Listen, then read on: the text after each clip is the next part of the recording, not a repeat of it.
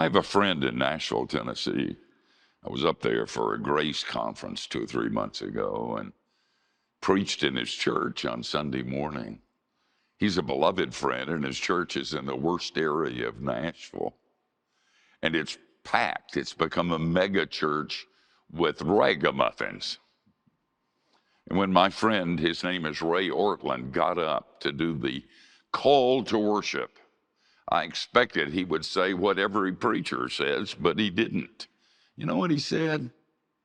He said, if you are marginalized, if you have sinned and you have sinned big and you think God is through with you, if you are sometimes very lonely and afraid and depressed, if sometimes you're doubting and you wonder if you're even saved, Jesus says, welcome. You've come to the right place. But the problem is that they don't come to the right place sometimes. I love Northland. And if I were a pagan, I would still come here for the worship. I mean, the music is so cool and so good and so different, I would come, but most won't.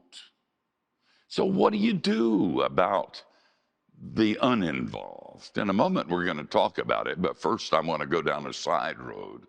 And the side road is this. Sometimes the pain is so bad for those who are excluded that they will do anything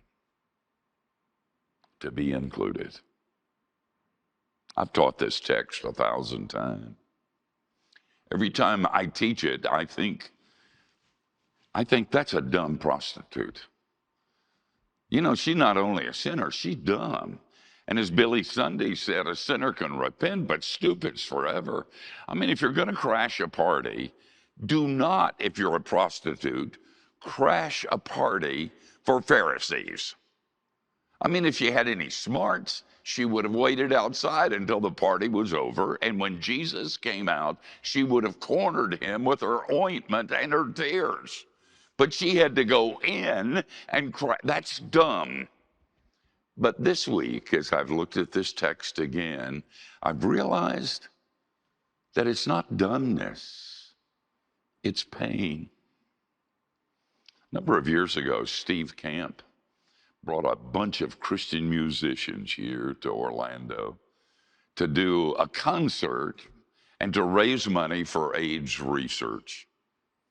He figured he ought to have a preacher as a part of it, so Steve called me up and said, would you come and say something spiritual?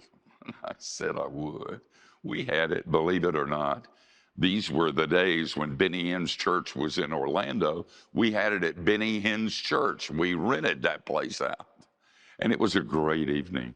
It really was. The music was outstanding.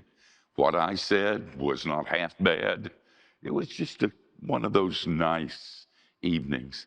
One young man who was dying of AIDS got off his deathbed and he came to sing a duet with Steve Camp. It was so good. And then the young man gave his testimony. This is what he said. It wasn't about sex. It really wasn't. I would have loved anybody who loved me back.